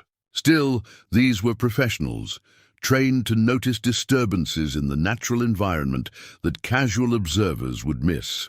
After a brief consultation, the group altered course slightly, heading west away from the cabin's location. Jamie released a breath he hadn't realized he was holding. Scout remained motionless beside him, dark eyes tracking the retreating figures. They maintained their observation post until sunset, watching as the search party made camp in a clearing 2 ridges distant. The pinpoint of their campfire glowed orange against the deepening blue of evening. "We should check the cabin," Jamie whispered, though there was no one to hear them now. Scout's tail wagged once in acknowledgement, the only movement he'd made in hours. The return journey through gathering darkness required all their woodland skills. Jamie moved silently along memorized paths, avoiding dry branches and loose stones that might betray their presence. Scout ghosted beside him, a shadow among shadows. The cabin appeared undisturbed, exactly as they had left it that morning. Still, Jamie approached cautiously, circling the structure completely before daring to enter. Inside, he lit a single candle, keeping it away from windows where its glow might be visible from a distance. "We're okay for now," he told Scout, who finally relaxed his vigilant posture, settling near the cold wood stove. "But they'll be back tomorrow." Sleep came fitfully that night, interrupted by the need to check the ridge where the search party's campfire had gradually dimmed to embers. Jamie's mind raced with contingency plans. If they came directly to the cabin, he and Scout would retreat to the emergency shelter he'd established in a cave system a mile north. If aerial search became involved, he'd seen helicopters used in mountain rescues before, they would need deeper cover than the forest canopy provided. By dawn, the search had resumed, but the team continued westward, their voices fading into the distance. For 3 days, Jamie maintained constant vigilance, tracking their movements from various observation points established throughout his territory. Scout seemed to understand the gravity of their situation, obeying silent commands with flawless precision, his natural instincts for stealth proving invaluable. On the 4th day, the search party departed the area entirely, leaving behind only trampled vegetation and a few biodegradable marker flags that would disappear with the next heavy rain. "They've given up," Jamie said, the tension of days finally easing from his shoulders as he and Scout watched from their observation post, or found who they were looking for. Either way, the immediate threat had passed, but its impact lingered. Their mountain sanctuary, once seemingly remote from the complexities of the world beyond, had been revealed as more tenuous than Jamie had allowed himself to believe. That night, by candlelight, he made additions to the emergency plan. More caches of essential supplies hidden at strategic locations, multiple escape routes memorized. Scout trained to respond to new signals that would guide them to safety if words became too dangerous. The mountain remained their home, but now its boundaries seemed more permeable, its protection less absolute. The smoke appeared as a smudge on the horizon, easily dismissed as a distant cloud had it not been for its distinctive coloration. Grey tinged with yellow, rising not billowing, maintaining its shape against the otherwise clear blue sky. Jamie noticed it first from the garden, straightening from his work to shield his eyes against the afternoon sun. Scout, sensing the sudden stillness, looked up from where he'd been dozing in the shade. "Fire," Jamie said, the single word carrying the weight of generations of mountain dwellers who understood its implications. Not the controlled burn of a campfire or brush clearing, but wildfire, capricious, voracious, and utterly indifferent to whatever lay in its path. By evening, the distant smudge had transformed into a defined column, its base spreading laterally along the western ridge. The air carried a faint acrid taste, and ash particles occasionally drifted down like macabre snow. Jamie spent the twilight hours on his observation platform, tracking the fire's advance through binoculars, calculating distance and direction with growing concern. "Too close," he told Scout as they returned to the cabin. "Winds pushing it this way." The mountain had taught Jamie many lessons over his 5 years of residence, but none more thoroughly than preparation. The emergency supplies already stood packed and ready, a habit maintained since the search party incident months earlier. Water barrels stood filled to capacity. The root cellar contained preserved food, sufficient for weeks. But fire presented a threat that couldn't be waited out or evaded by simple relocation. Morning brought confirmation of his fears. The smoke had thickened overnight, obscuring the sun and casting an eerie orange light across the landscape. The distant crackle of consuming flame carried on the wind, punctuated occasionally by the sharp crack of exploding trees as their sap reached boiling point.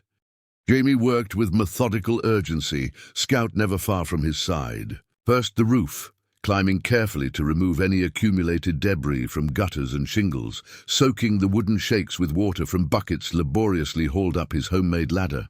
Next, the perimeter, moving wood piles and other combustibles away from the cabin's exterior, clearing a wider space between structure and forest than his aesthetic sensibilities had previously allowed. Most critically, the firebreak. Using the tools accumulated through years of trading and salvage, Jamie began clearing a defensible zone around his home. The shovel bit into earth, exposing mineral soil that would resist embers. The rake dragged away leaves and pine needles that might carry ground fire. The axe and saw removed lower branches from nearby trees, eliminating ladder fuels that could carry flames into the canopy. Hour after hour, he expanded the cleared area, working outward from the cabin in concentric circles. His hands blistered, then bled, then numbed. His lungs burned from exertion and increasingly smoky air. Scout assisted as best he could, dragging smaller branches away from the clearing, remaining close when Jamie's exhaustion required brief rest. By nightfall, the western sky glowed with unnatural brightness. The fire had crested the nearest ridge, still miles away, but advancing with frightening speed through drought-stressed forest. Occasional flame tongues shot skyward as particularly resinous trees ignited, visible now without binoculars. "We should go," Jamie admitted, surveying their preparations with the critical eye of one whose life depended on their adequacy. The firebreak looked pitifully inadequate against the approaching inferno, a child's sandcastle before an incoming tide. Scout whined softly, pressing against Jamie's leg as if sensing his uncertainty. "But this is home," Jamie continued, reaching down to scratch behind the dog's ears. "Everything we've built, everything we've become." The decision crystallized not as conscious choice, but as bone-deep certainty. They would stay. They would defend. They might fail, but they would not abandon without trying.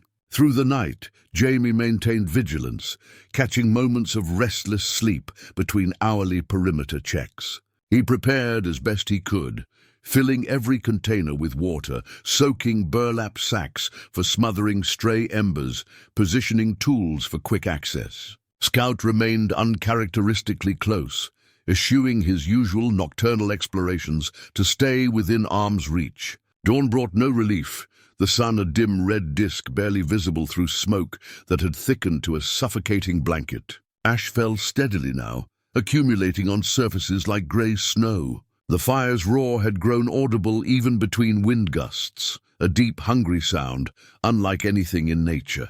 By mid-morning, falling embers began landing within their clearing, carried miles ahead of the main fire front by powerful convection currents. Jamie patrolled constantly, stamping out incipient flames, sweeping hot ash from the roof, wetting down areas that seemed particularly vulnerable.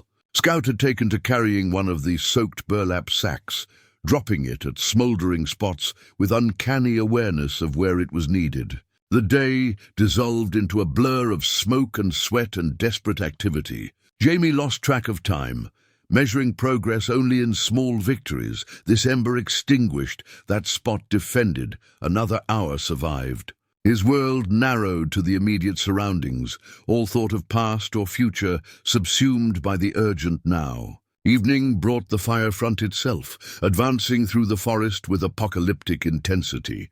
Trees became torches, then skeletons, then ash. The heat pressed against Jamie's face like a physical force, even from hundreds of yards away. The sound overwhelmed, not just the roar of flames, but the chorus of destruction that accompanied it. Trees splitting, roots tearing from earth, occasional wildlife fleeing with panicked cries.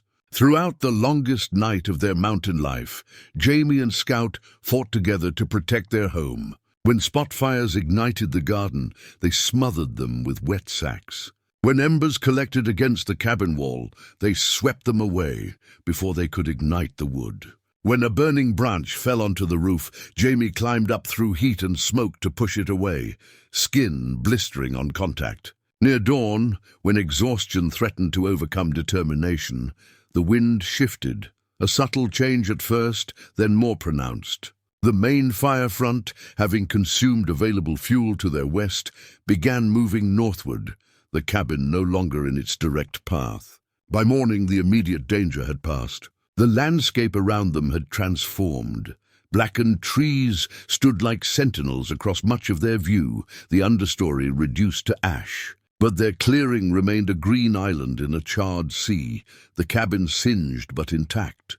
Jamie sank to the porch steps, Scout collapsing beside him with equal exhaustion. Together, they surveyed what had been saved and what had been lost. The garden was partially burned, the outlying structures damaged. The forest they had known was fundamentally altered. But they remained. Their home remained. "We did it, boy," Jamie whispered, his voice raw from smoke and exertion. Scout's tail thumped once against the porch boards in weary acknowledgement. The firebreak, that desperate last defense, had made the difference between devastation and survival. The book lay open on the table, its pages dog-eared and annotated in Jamie's increasingly neat handwriting. Unlike the adventure novels and wilderness guides that comprised most of his small library, this volume dealt with civic matters, specifically the legal status of minors in their state. Jamie had traded 4 intricately carved boxes for it at Mason's, earning a raised eyebrow from the old storekeeper, but no questions. "Emancipation," Jamie read aloud to Scout, who listened with customary attention from his place by the wood stove. "Legal recognition of a minor's capacity to act as an adult." His finger traced beneath the words as he read, "A habit formed during years of self-education." 6 years had passed since their arrival at the cabin. Jamie's 16th birthday had come and gone, with little ceremony beyond a special meal and a new collar for Scout, crafted from supple leather traded from a trapper. The dog, now showing distinct grey around his muzzle and eyes, remained Jamie's constant companion, though his movements had slowed and his hunting expeditions grown shorter. The isolation that had once represented safety now carried limitations Jamie could no longer ignore. His knowledge, cobbled together from books and occasional conversations, contained significant gaps. His health, while generally good, lacked professional oversight. Most critically, his existence remained unofficial. No documentation, no legal standing, no protection beyond what the mountain and his own ingenuity provided. The wildfire had forced a reckoning. As Jamie rebuilt damaged structures and replanted the garden, a parallel process of internal reconstruction had begun. The fragility of their mountain life had been exposed by flames that nearly consumed everything. What other threats might arise that couldn't be addressed through self-reliance alone? "We need options," Jamie told Scout, closing the book and reaching for the notebook where he'd been documenting his research. Pages of careful notes outlined the legal pathway toward emancipation, the process whereby a minor could be legally recognized as self-sufficient, granted the rights and responsibilities of adulthood before reaching majority age. The requirements seemed designed specifically to exclude someone in Jamie's situation: documented income source, established residence, educational assessment. Yet each obstacle had prompted not defeat, but strategic planning. Over months, he had built a case that might withstand official scrutiny. Mason's trading post provided the foundation. Jamie's crafts, once simple trade goods, had evolved into sought-after items purchased by tourists and collectors. Mason had begun keeping rudimentary sales records at Jamie's request, documenting a modest but consistent income stream. Alongside these, Jamie maintained his own meticulous accounts, tracking expenses and earnings with precision that would have impressed professional bookkeepers. Education presented a different challenge. Having left formal schooling after 4th grade, Jamie's knowledge contained unusual combinations of sophistication and gaps. Wilderness skills and practical mathematics existed alongside limited understanding of history and formal grammar. To address this, he'd established a rigorous self-study program, using textbooks obtained through trade and occasional purchases. The current cabin shelves held volumes ranging from basic algebra to American government. each worked through systematically and documented in notebooks. The residence requirement seemed simplest on the surface. He had certainly established a permanent dwelling. Yet proving occupancy without revealing his unauthorized beginnings required careful consideration. Jamie had begun establishing a documented timeline through receipts from masons, dated photographs developed at a shop in the nearest town, and relationships with neighboring homesteaders who could, if necessary, testify to his presence and self-sufficiency. The most difficult decision had been determining his approach to his personal history. Complete honesty about his abandonment and years alone might trigger interventions he wished to avoid. Yet fabrication would undermine his case and possibly constitute fraud.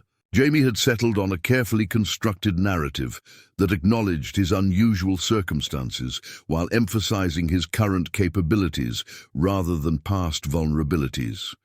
Now, after months of preparation, the time for action had arrived. Jamie gathered the documents he'd assembled, identification papers recreated from memory, letters from mountain residents attesting to his character and capabilities, financial records, educational self-assessments.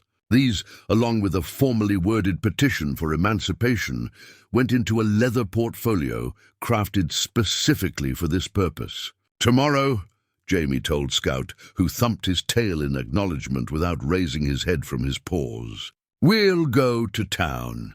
The county seat lay 30 miles distant, a journey they'd never attempted.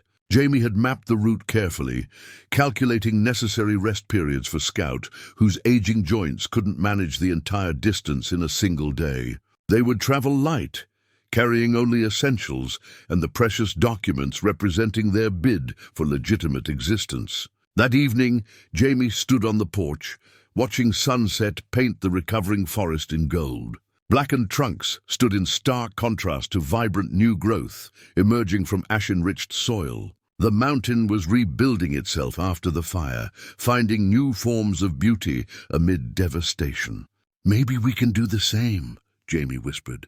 Inside, he completed final preparations. Clothes, his best, though still handmade or traded for, were laid out for morning. Food for the journey waited in a small pack. The cabin was secured against his first multi-day absence, perishables stored appropriately, fire hazards eliminated. Sleep came fitfully, anxiety and anticipation taking turns at wakeful moments. Scout seemed to sense his tension, pressing closer than usual against Jamie's side, offering wordless reassurance. Dawn found them already on the trail, moving with purpose through forest still beautiful despite its transformation.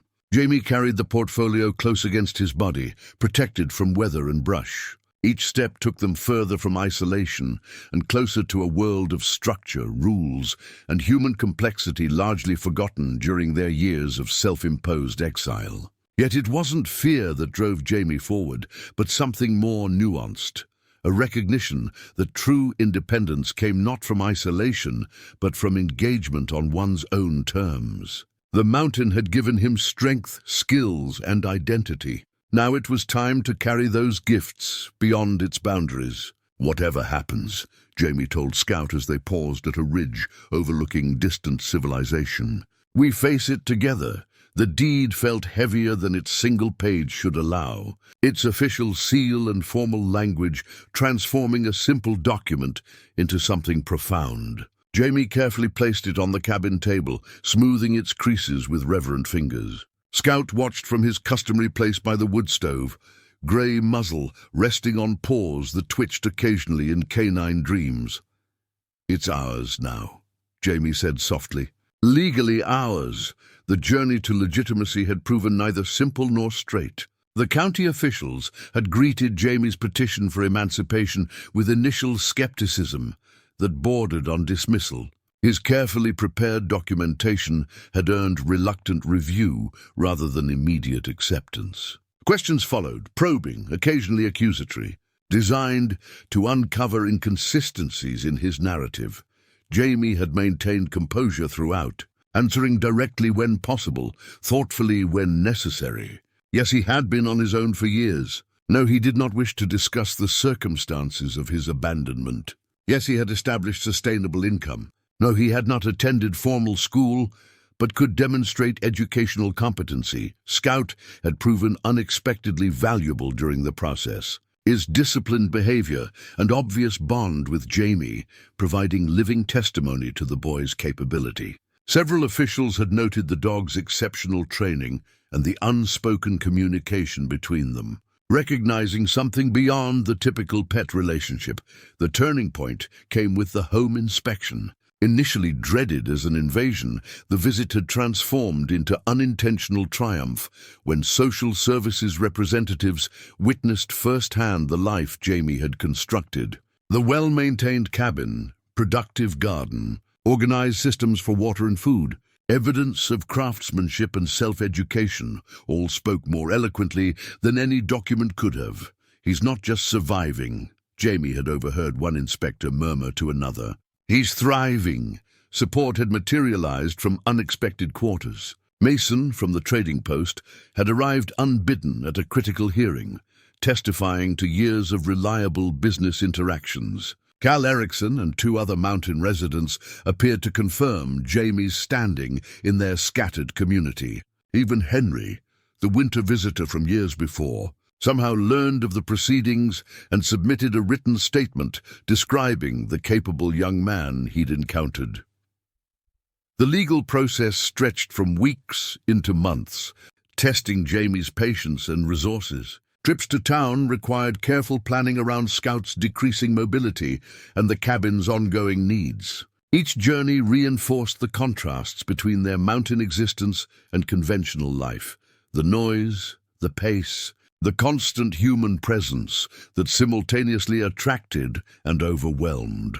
Today's document represented the culmination of that process. Not just emancipation, the legal recognition of Jamie's capacity to function as an adult despite his youth, but something even more significant. Through research into property records, Jamie had discovered that the cabin and surrounding acres had been abandoned not just physically, but legally. Taxes unpaid for over a decade, ownership reverted to county control. With guidance from a sympathetic court clerk, Jamie had filed for adverse possession, the legal principle whereby someone who openly occupies and improves abandoned property for a statutory period can claim ownership.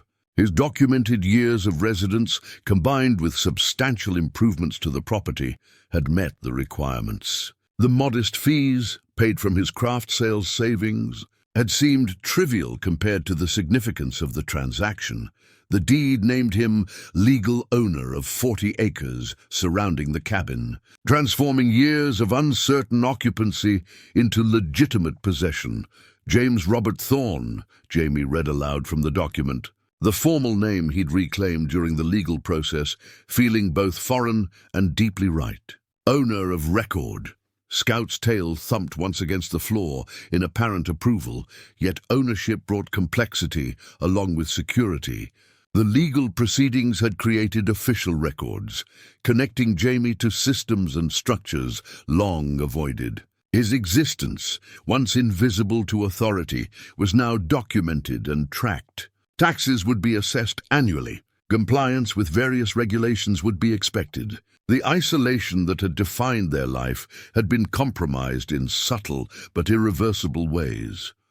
More immediate were the conditions attached to his emancipation. While the court had recognized his remarkable self-sufficiency, certain requirements had been imposed to maintain his independent status. Quarterly check-ins with a designated social worker, demonstration of continued income, most significantly, enrollment in the county's distance education program to obtain his high school equivalency certificate.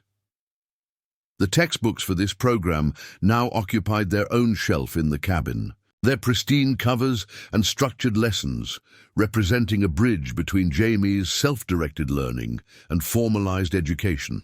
The weekly assignments required regular trips to the county library to submit work and access necessary resources, a commitment that would reshape their mountain rhythms. These new obligations had prompted Jamie's most significant decision, the addition of a truck to their existence. Not the abandoned wreck that had provided tools years before, but a functioning vehicle purchased with savings accumulated through his increasingly profitable craft sales.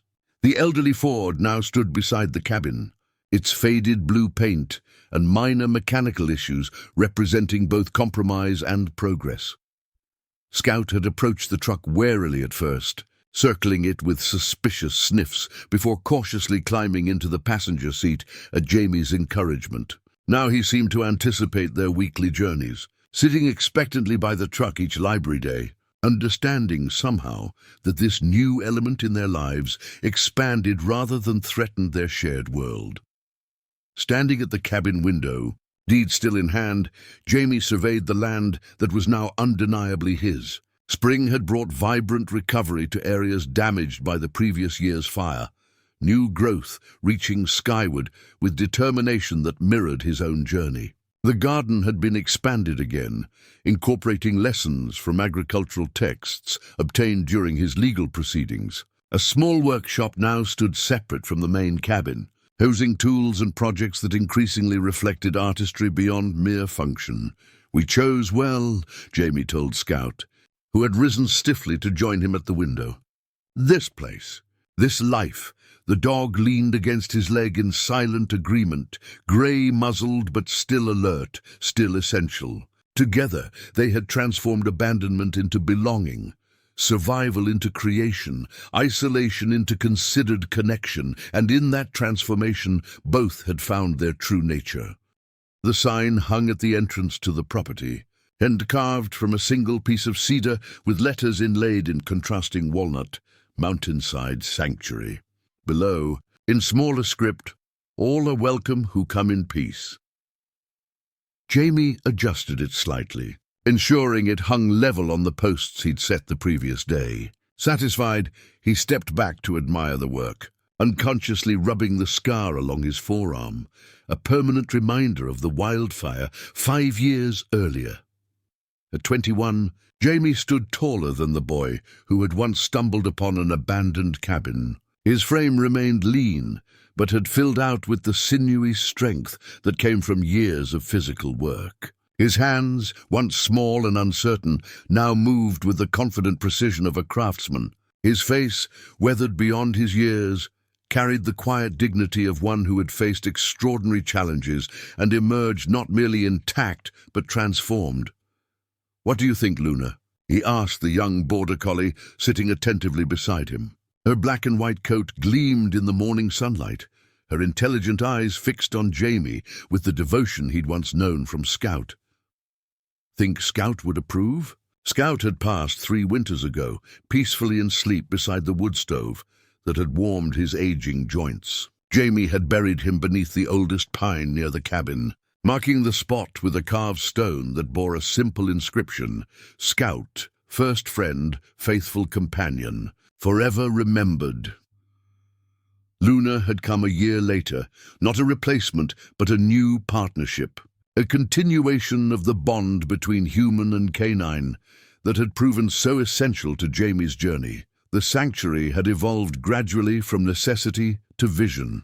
What began as Jamie's completion of his education had expanded into broader learning, courses in veterinary assistance, wilderness management and counseling, all pursued through distance learning programs that allowed him to maintain his mountain home as his primary base.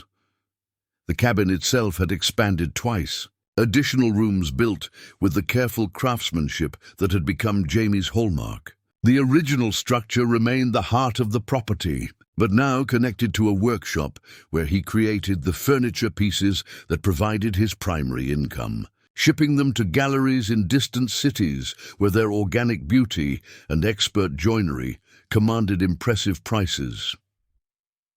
Behind the main buildings, new structures housed the sanctuary's other residents: 3 rescue horses with various disabilities, a one-eyed owl unable to return to the wild, 2 elderly goats from a neglected farm, and a rotating population of smaller creatures in various stages of rehabilitation.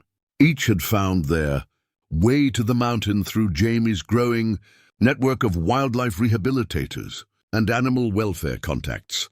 The newest addition to the sanctuary stood a short distance from the original cabin, a Bunkhouse with 6 beds, a communal kitchen, and a meeting space centered around a stone fireplace. This building represented Jamie's most ambitious expansion of purpose, the culmination of a dream that had formed gradually through his own healing journey. Twice monthly, the bunkhouse welcomed small groups of teenagers facing challenges similar to those Jamie had encountered: abandonment, trauma, loss of direction. Some came through formal programs, others through word-of-mouth referrals. All arrived with the wariness of those who had learned to expect disappointment from adults and institutions.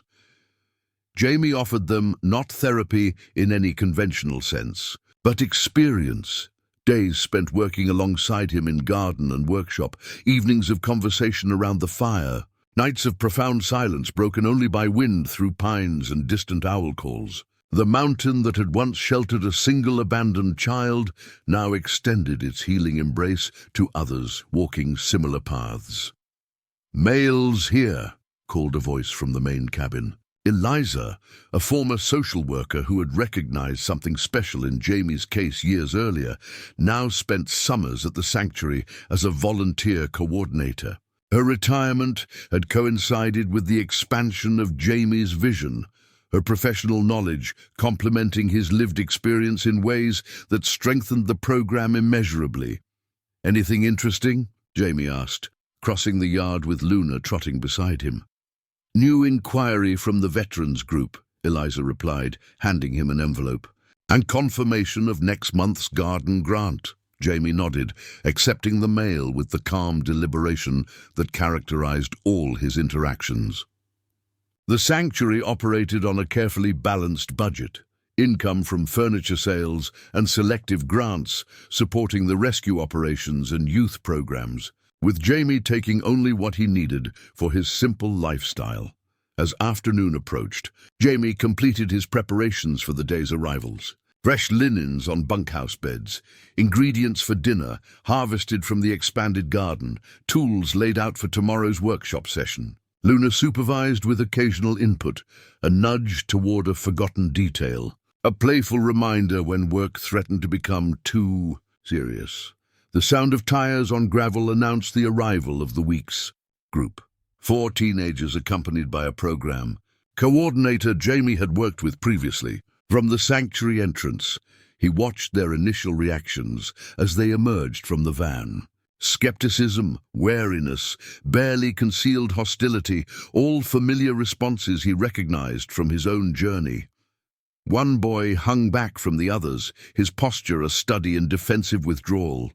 Something in his guarded expression triggered a memory in Jamie. A gas station from another lifetime, $20 clutched in a small hand, waiting for someone who would never return.